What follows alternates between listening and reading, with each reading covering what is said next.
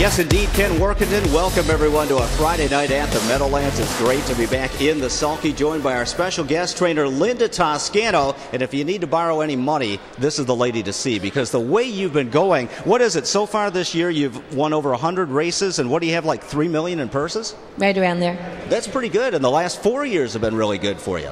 Yeah, it's been real good. I really love the young horses, and I've kind of gone back to my roots and gone back to New York a little bit and raced on the Sire Stakes circuit over there. I think my strong point has always been that I could hang a horse up and get them around the half-mile tracks, and it's worked for me so far. Well, it's worked to perfection, especially with a 3-year-old pacing colt. He's gorgeous, New York Sire Stakes champion this year. And I know the night he won the championship, didn't he have the lead and actually got passed and then had to battle back? You must have been having a heart attack watching that. It's tough to watch him because he's one of them horses that can go 60 the whole way, but getting him from 0 to 60 is not the easiest thing in the world to do. And I said to Jimmy as we were heading out of the racetrack, just don't give up on him because he's never done.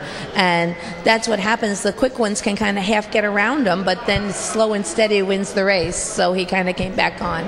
Now, what's next for He's Gorgeous? Are you going to try the Messenger and some of the bigger stakes this fall? Just the Messenger. It's a 5-horse field. They didn't have enough to go with an elimination this week, and so we'll go 5 horses in the final next week, and then he's done for the year. I like your chances to get a check, that's Me for sure. too. Yeah, I think that'll work out well. What about next year? Is he the type that can become like a top-level open pacer? You know, he's a funny horse. I think he's going to get better as he gets older. He's a very, very sound horse. I can't remember the last joint that I injected on him, and he only goes as much as he has to go, and he's a beautiful horse, thus the name, and I think he will get better.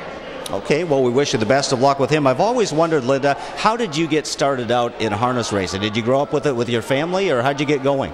The racing part of it, I grew up with my family. My father had been dragging me to racetracks since I was knee-high to a tadpole.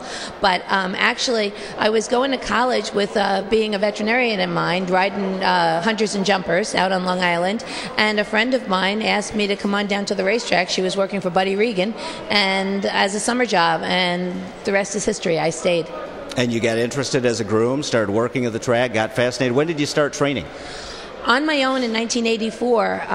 Again, I worked for Regan for a very long time. I worked for John Campbell and managed his New York operations before even Jimmy came down and he took over.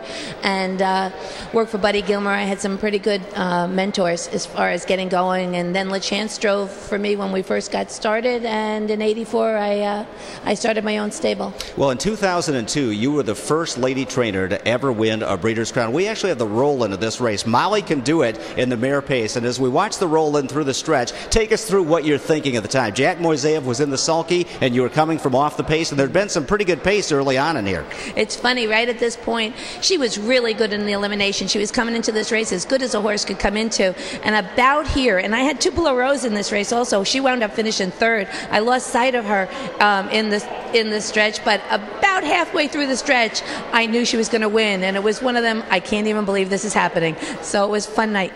That was a big thrill for you, and she actually has a foal racing tonight in the Sevilla Lobel, not in the division against you. What's New Pussycat? It looks like she's improving pretty well. Ross likes her. In fact, he came over to Mike Kimmelman and I while we were looking at yearlings in Lexington and said he liked her enough to give her a good name. Well, there you go. Another horse that you'll be identified with, I think it was in '07, Kenneth J. He was just excellent. He won 2 straight New York Sire Stakes for you. He was second in the Breeders' Crown as a 2-year-old. What'd you make with him, like $1.5 million? Yeah, about $1.6 million. He was a good horse. He was a really good horse. He really, really overlaid his competition in the New York Sire Stakes.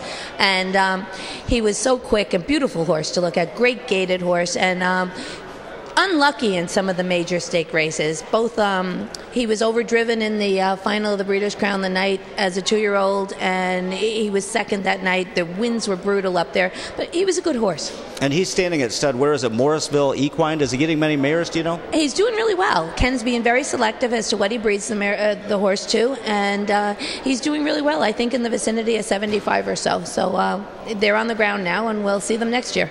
Well, Linda, one thing that a lot of people don't know about you, this is our Stride for the Cure Breast Cancer Awareness Night here at the Meadowlands. You are a breast cancer survivor. Do you remember what year it was you were diagnosed? 5 years ago, almost to the day.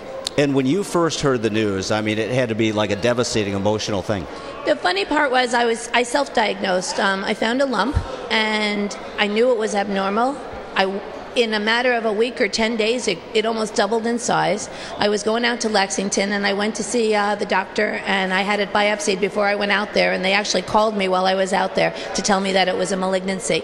So, yeah, it kind of took me back for a step or two, and then we just kind of went about getting the best doctors and the best treatment, and the whole key to the whole thing is early diagnosis. That's right. Make sure all the women out there, and there's a lot of women here at the track and that watch harness racing and watch our signal, that's the big key, is the early diagnosis. You have to get those checkups and the self-checking and make sure that you can catch it before it gets too far along. So important. There is so much technology out there. I was very, very fortunate right at the time that I was diagnosed. They were just starting a procedure called a mammocyte. So I was so fortunate in that people are afraid of the radiation and everything. I did my chemo and everything, but they put a radiation pellet right in with a balloon catheter right inside where they had excavated the cyst or the malignancy from, and it's good. The treatment is there. You just have to get there. You have to get your treatment, your mammos, and you have to stay on it. And 5 years later, you're cancer-free. I am. Well, that's a great thing. Thank you. You have one horse in tonight. We've got to ask you about this horse because Dave Brower and I, it's been a long time since we've worked. We need to kind of cash a ticket. So give us some advice. First race, you've got number 6, Rockin' Lold in the Sevilla Lobel. The horse has been pretty solid for you locally. Gidgra opted off for the Burks horse, but it's not all bad because you get Tim Tetrick. Absolutely. There's loyalties involved, and that's a good thing. So Yannick drives so many for Burke, I didn't expect him to stay. But she is a nice filly. She's a big, good-gaited filly, sound horse. She belongs to Ron MacArthur, and in fact Ron MacArthur was involved in a pretty serious accident with a young horse down in Florida. My best wishes go out to him and Bernie, and I hope he's feeling better. But she's a nice filly. She's quick off the gate, she's good gaited, and I think she might be okay.